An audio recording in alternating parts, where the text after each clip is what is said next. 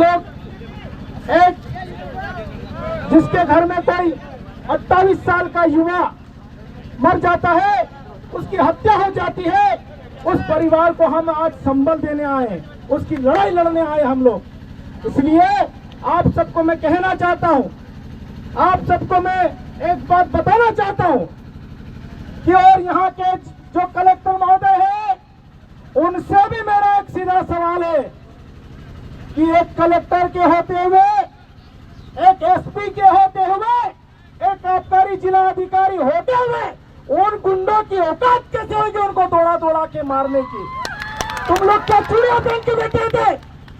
और यह आदिवासी संवैधानिक रूप से लड़ रहा है, अच्छी बात है, वरना दौड़ा दौड़ा के कला वो करने की हमारी वो आदत है, हमारी लाइन है वो। हम लोग संवैधानिक रूप से लड़ रहे हैं, हम लोग अनुशासित रूप से लड़ रहे हैं, हमारे सब्र की इम्तिहान ना ली जाए।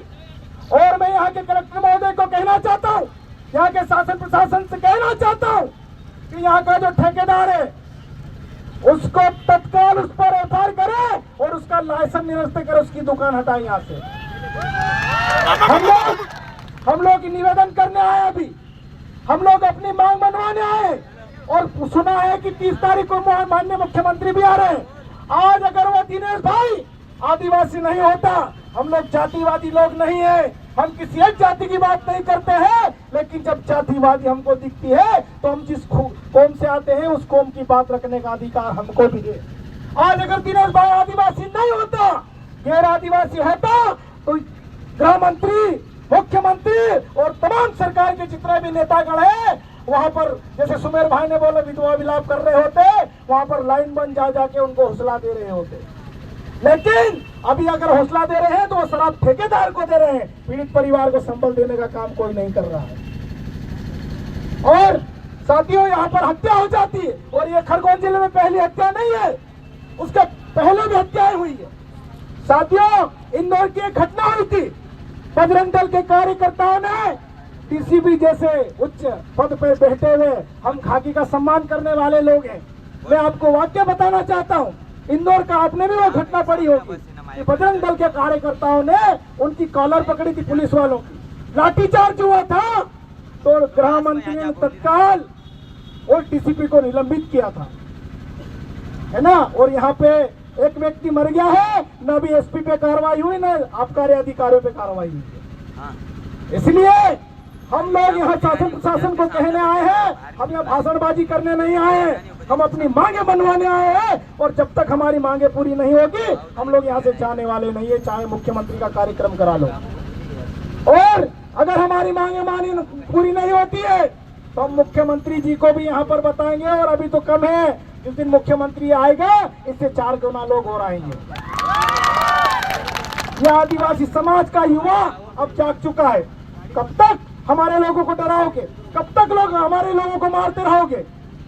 और ये जो गुंडे लोग हैं जिनके हौसले हैं, उनके हौसले इसलिए बढ़ रहे हैं क्योंकि यहाँ के एसपी महोदय चूड़िया पहनकर शायद बैठे हुए हैं। गुंडा माफिया, ये माफिया, सरकार बड़े बड़े दावे करती है और एक आदिवासी को यहाँ पर दौड़ा दौड़ा के मार रहे हैं और कुछ नहीं कर रहे। और अभी तक कोई दूसरा होता तो उसके घर पर बुलडोजर कर चल गया होता। अगर मेरा बात माननीय मुख्यमंत्री तक अगर पहुंच रही हो, गृह मंत्री जी तक पहुंच रही हो, तो ठेकेदार के गुंडों ने हमारे एक आदिवासी भाई को मारा है। अगर तुम सही में वास्तव में न्याय करते हो तो कलाड़ी पे भी जेसीबी बुलडोजर चलाओ अभी, हम समझेंगे कि आप हमारे साथ हो। आदिवासियों को मजाक समझने की कोशिश न करें। पुलिस प्रशासन बोलता है हम शांति स्थापित करना चाहते हैं, तुम्हारे जिले में बाहर के गुंडे आकर हमारे लोगों को मार रहे, कौन सी शांति स्थापित कर रहे तुम लोग? मैं चैलेंज करना चाहता हूं, मैं उनको कहना चाहता हूं कि हमारी जो मांगे हैं उनको जल्द से जल्द पूरी करें, वरना हम लोग यहां से जाने वाले नहीं हैं। साथियों, और भी वक्ता हैं, मैं लंबी चौड़ी बात करने नहीं आया हूं, सिर्फ पीड़ित परिवार की बात करने आया हूं। और सभी मेरे युवा साथी, सामाजिक संगठन जितने भी लोग आए हैं, हम लोग एक साथ मिलकर लड़ेंगे और जो नारा हम लोगों ने दिया है, लड़ेंगे और जीतेंगे। ये बोल रहे हैं, प्रशासन हमको तर्क दे रहा है कि जिन लोगों ने मारा उन पे हमने 302 लगा दिए। क्या वो जो दिनेश भाई था उसकी क्या पर्सनली दुश्मनी थी उससे? किसने भेजा उनको मारने के लिए? किनका संरक्षण था उन पर कार्रवाई क्यों नहीं कर रहे? और आबकारी विभाग ऐसे तो हमारे छोटे छोटे लोगों पे 34(2) की कार्रवाई करके जेल भेज देती है, और जब ठेकेदारों की बारी आती है तो उनके मुंह में लट्टू घुस जाता है, मुंह बंद हो जाता है, उनके कलम रुक जाती है, उनके हाथ रुक जाते हैं, हाथ क्या पैर सब रुक जाता है। लेकिन जब आदिवासियों की बारी आती है, झूठे केस बनाना हो आदिवासियों पे लाद दो, 2 क्वार्टर मिलती हो 4 पेटी का केस बना दो। अरे पागल समझ रखा क्या हम लोगों को? इसलिए यहाँ के आबकारी अधिकारी भी हटना चाहिए, उनको भी यहाँ से तत्काल हटाकर निलंबित करना चाहिए। जितने दोषी वो मारने वाले हैं उनसे कहीं ज्यादा दोषी यहाँ का आबकारी अधिकारी है, शर्मा तिवारी जो भी नाम है। और हमारी मांगे मनवा कर जाएंगे। यहाँ के कलेक्टर महोदय हमको हल्के में ले रहे हैं, उनसे सवाल जो आप करेंगे, जैसे कि दादा ने बताया, दयाराम ठाकुर दादा ने बताया, कलेक्टर कोई हमारा बॉस नहीं है, वो हमारा नौकर है, और हम लोग मालिक लोग बैठे हैं। तो हम लोग अपनी बात मनवा कर जाएंगे, हम लोग सब मिलकर लड़ेंगे। साथियों, ये लड़ाई सिर्फ खरगोन जिले वालों की नहीं है, ये लड़ाई पूरे आदिवासी समुदाय की है। और खरगोन प्रशासन को मैं चैलेंज भी करना चाहता हूँ, निवेदन भी करना चाहता हूँ कि अभी हमारे कुछ जिलों से लोग आए हैं, राजस्थान वाले भी आ सकते हैं, गुजरात वाले भी आ सकते हैं, महाराष्ट्र वाले भी यहाँ आ सकते हैं। तो समझिए हमारी बात को, हम निवेदन करना चाहते हैं आपसे, हम मांगने आए आपसे, तो हमारी मांग को मानिए, पीड़ित परिवार को न्याय दीजिए। और माननीय मुख्यमंत्री जी, आप 2 दिन बाद या 3 दिन बाद खरगोन आ रहे हैं, तो अगर आप में आदिवासियों के प्रति भावना है तो परिवार को 1 करोड़ का चेक देंगे, उसको वहीं से हाथों हाथ एक परिवार को नौकरी देंगे, और वहीं से यहाँ के एसपी को हटाएंगे, यहाँ से के कलेक्टर को हटाएंगे, और यहाँ के आबकारी अधिकारी को हटाएंगे।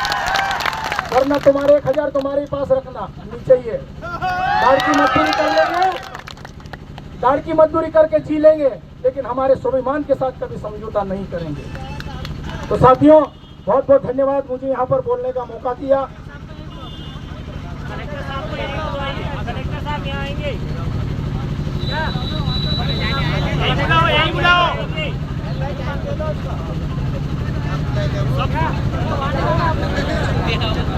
चलो अभी हम लोग मिलके बात करते हैं। हम आखा लड़ेंगे,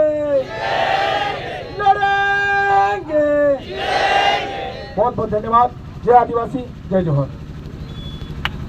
बहुत बहुत धन्यवाद मैन भैया का।